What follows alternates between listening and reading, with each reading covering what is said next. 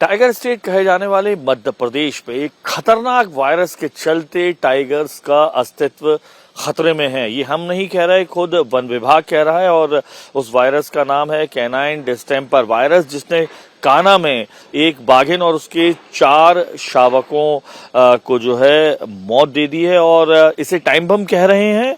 जो पर्यावरणविद हैं उन्हें डर है कि इसके चलते जो सबसे ज्यादा टाइगरों का प्रदेश कहा जाता है मध्य प्रदेश, उनके अस्तित्व पर खतरा है। और बात करने के लिए हमारे साथ पर्यावरणविद अजय दुबे जी मौजूद हैं।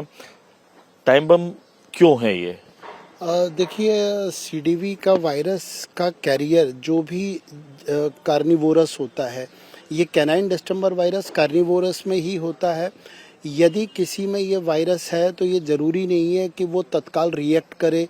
अभी जो वाइल्ड लाइफ हेड ऑफिस ने जो निगरानी रखी है, वो उसमें यही अंदेशा है कि न्यूनतम 3 महीने तक सारे टाइगर्स और लेपर्ड्स जो हैं वो बिल्कुल हाई अलर्ट मोड पे उनकी निगरानी हो रही है कि यदि कोई कैरियर है, यदि कोई इन्फेक्शन है किसी वायरस का, तो वो उभरने में हो सकता है थोड़ा समय लगे।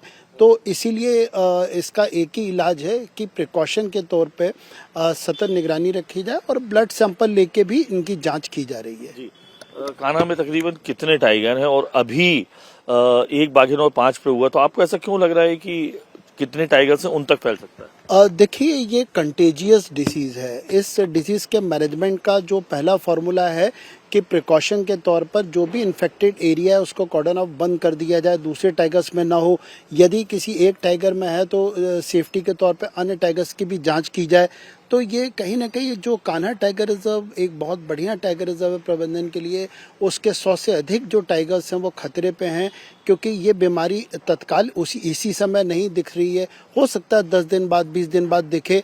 तो यदि हम अलर्ट मोड पर रहेंगे तो हम इसको आइडेंटिफाई कर सकेंगे, ट्रैक कर सकेंगे और बाकी को बचा सकेंगे। ये स्टार्ट कैसे हुआ, अगर आप बताएं जो जानकारी आपको है?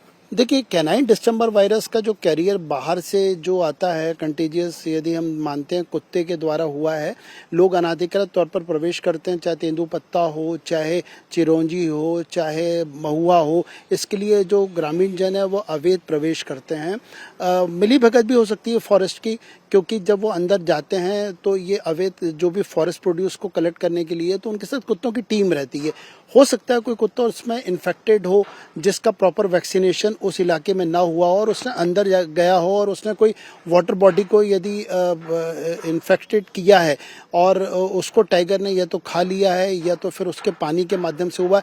इसमें एक बात स्पष्ट है कि जो एनटीसीए के प्रोटोकॉल के तहत 365 दिन जो आसपास के जो डोमेस्टिक कैटल होते हैं, गाय भैंस जो हैं, उनका भी वैक्सीनेशन जरूरी है, हर टाइगर रिजर्व के पास होना चाहिए। क्योंकि उनमें यदि कोई संक्रमण है, वो जंगल में प्रवेश करते हैं, यदि बाघ ने उनका शिकार किया तो कहीं उनको ना हो जाए, या बाघ बाहर आता है कहीं वो शिकार करे और उससे कोई बीमारी ना फैले। तो वैक्सीनेशन में असफलता हुई है, इसी के कारण जो संक्रमित जानवर था वो अंदर गया और बाघों को वायरस हुआ है। पहले बाघिन, वो 4 बच्चे एक के बाद एक और फिर बाघिन की मौत, इसको थोड़ा सा बताइए। देखिए, जो जानकारी के अनुसार 21 अप्रैल को पहला बच्चा जो इन्फेक्टेड होकर कोलैप्स हुआ था, उसके बाद लगातार कैजुअल्टी हुई है और उसके बाद जो मदर की भी मौत हुई है दर्दनाक। तो 4 बच्चे, एक मदर, निश्चित तौर पर ये एक ऐसी सीडीवी बीमारी के शिकार बने हैं कि उनका समय रहते यदि पेट्रोलिंग के माध्यम से कुछ को बचाया जा सकता था, लेकिन ये बीमारी वैसे लाइलाज है और अन्य बाघों को बचाया जाए, यही इस वक्त जरूरी है। लाइलाज है, लेकिन उसी टाइगर रिजर्व में जो नेशनल पार्क के अंतर्गत आता है, अभी 100 से ज्यादा बाघ घूम रहे हैं, दूसरे कार्निवोरस एनिमल्स भी घूम रहे हैं। तो अभी तो 2 किलोमीटर का कह रहे हैं कि उन्होंने इलाका संरक्षित कर दिया, कॉर्डन ऑफ किया है, लेकिन इसलिए आप चिंता में है कि चूंकि 5 की हुई मौत तो बाकी 100 पर असर? देखिए, हाँ, चिंता का विषय है। यदि कान्हा में सीडीवी एंटर कर गया है तो चिंता है।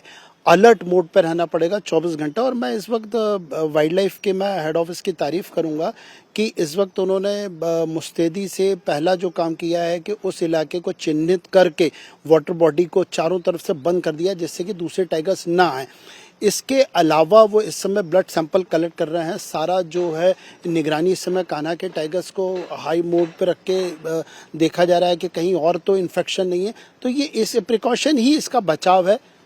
और इससे पहले इसका जो बड़ा स्वरूप देखा है जिसके चलते बाघों या शेरों की मौत हुई है वो कहाँ देखा, और ऐसे कौन कौन से इंसिडेंट्स आपके पास हैं जानकारी में जिसके चलते सीडीवी ने कहर बरपाया हो? देखिए, एक इंसिडेंट तो पन्ना में रिकॉर्ड हुआ था 2015 में, वहाँ सीडीवी की बहुत गंभीर समस्या है। इसके अतिरिक्त हम 2018 में देते हैं गिर के एशियाटिक लायंस में भी ये बीमारी हुई थी। करीब 3 दर्जन लायंस इससे प्रभावित होकर मरे थे। इसके अलावा यदि आप साउथ अफ्रीका का, तंजानिया का रिकॉर्ड देखें तो करीब 500 लायंस वहाँ पे मरे थे। तो कहीं ना कहीं ये एक ऐसी बीमारी, यदि कोई इन्फेक्शन हो गया तो वो लंबा जो श्रृंखला रहती है, वहाँ के जितने भी कार्निवोरस हैं सबको ये अपने चपेटे में ले लेती है। तो आपको लग रहा है कि तंजानिया न बने इसके लिए क्या विशेष एहतियात करने चाहिए मध्य प्रदेश फॉरेस्ट डिपार्टमेंट को? देखिए, फॉरेस्ट डिपार्टमेंट के द्वारा इस वक्त टाइगर रिजर्व्स, सेंचुरीज के आसपास के जितने डोमेस्टिक कैटल्स हैं सबकी निगरानी होनी चाहिए, युद्ध स्तर पर वैक्सीनेशन होना चाहिए तथा टाइगर रिजर्व के अंदर भी इस समय 24 घंटा पेट्रोलिंग होनी चाहिए। आप लगातार इस मुद्दे को, बाघों के या शेरों के मुद्दे को लेकर, वाइल्ड लाइफ एनिमल्स को लेकर के मुद्दे को लेकर कोर्ट जाते हैं। इस मामले में भी आप कोर्ट जा रहे हैं, कैसे जा रहे हैं और क्या मांग रहेगी, और हाई कोर्ट या सुप्रीम कोर्ट कहाँ? देखिए, वर्तमान में मध्य प्रदेश हाई कोर्ट में बाघों की मौत के संबंध में हमारी याचिका लंबित है। बाघों की मौत, शिकार, इस प्रकरण पे हाई कोर्ट ने नोटिस दे के जवाब तलब किया था। ये हम जानकारी अब हाई कोर्ट के सामने प्रस्तुत करेंगे कि ये जो बीमारी हुई है इसके प्रिकॉशन के लिए एक प्रोटोकॉल हो।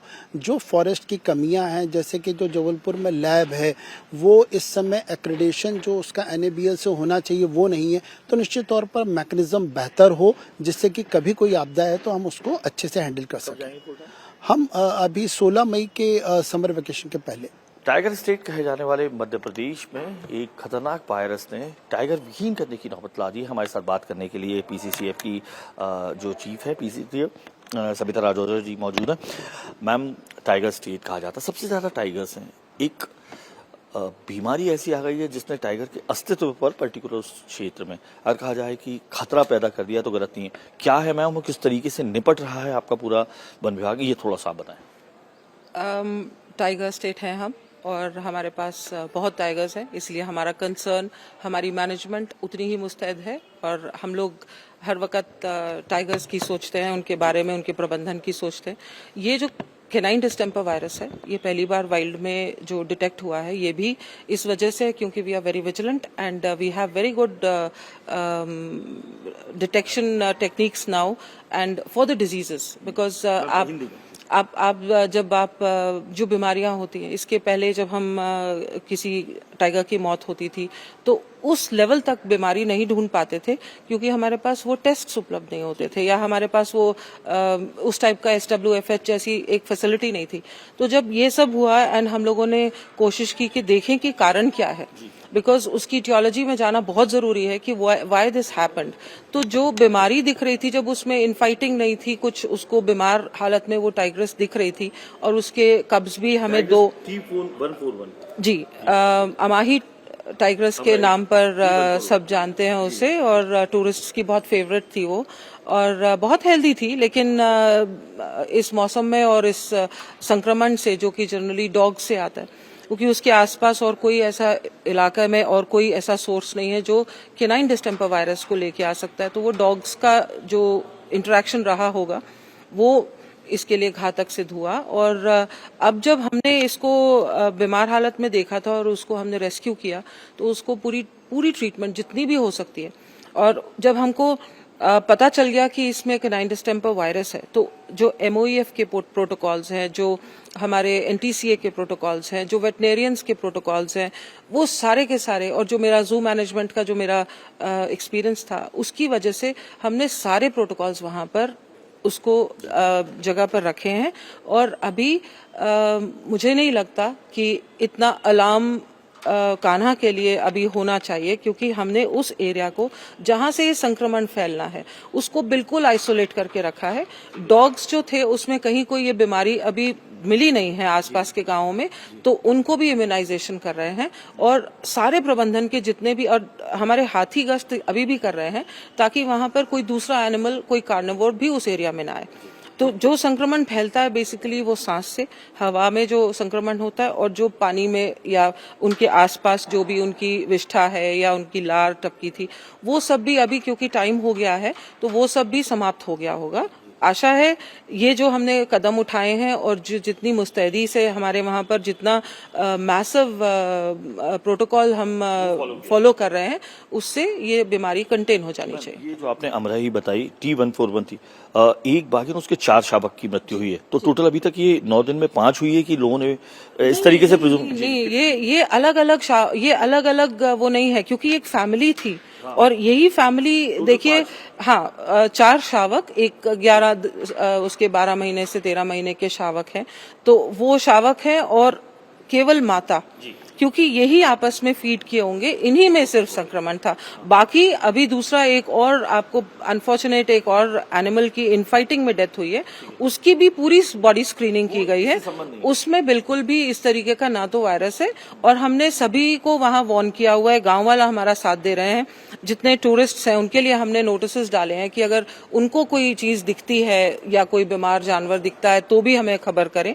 तो अभी तक मेरे ख्याल से इतना समय बीतने के बाद भी स्थिति वहां पर नियंत्रण में है। आखिरी एक सवाल है कि तकरीबन कान्हा में 100 से ज्यादा बाघ हैं, तो ऐसे में एक बड़ी चिंता जो लोगों को नजर आ रही है कि ये कैनाइन डिस्टेंपर जो वायरस है अभी 5 को हुआ है, कहीं ऐसा ना हो वो 108 अराउंड 100 से ऊपर है, उन बाघों तक नहीं, तो किस तरीके से आप एज ए PCCF ध्यान दे रहे हैं? आप खुद भी वहां गए, तो चिंता करने की जरूरत है उन 100 से ज्यादा बाघों को, तो किस तरीके से देखते हैं एक आम? देखिए, जो पुराने एक्सपीरियंसेस हैं, जहां पर भी प्राइड में लायंस थे या कहीं और जहां पर भी डेथ्स हुई हैं CD से, वहां पे एकदम लाइन से बहुत सारे एनिमल्स गए हैं, बहुत इकट्ठे जाते रहे, तो सभी का कंसर्न वाजिब है, परंतु ये टाइगर्स हैं और ये आइसोलेशन में थे, अकेले बहुत ज्यादा इंटरेक्शंस नहीं है, और हमने कंफर्म किया है कि उसकी 1 या 2 किलोमीटर की परिधि में, क्योंकि ये जिस चीज से फैलता है उसके साथ कांटेक्ट ही ना आए,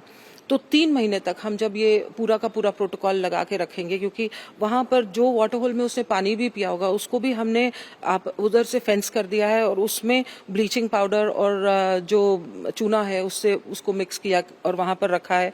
तो जब वो चीज फैलने के लिए पूरा का पूरा आइसोलेशन हो गया है और स्कोप नहीं बचा है, तो मुझे तो लगता है कि अब बाकी टाइगर्स जो आसपास भी हैं, क्योंकि हमारे हाथी वहां पर उनको आने नहीं देंगे, तो ये संक्रमण फैलना नहीं चाहिए। ये जबलपुर जहां से रिपोर्ट आई उसने कंफर्म किया ये कैनाइन डिस्टेंपर वायरस?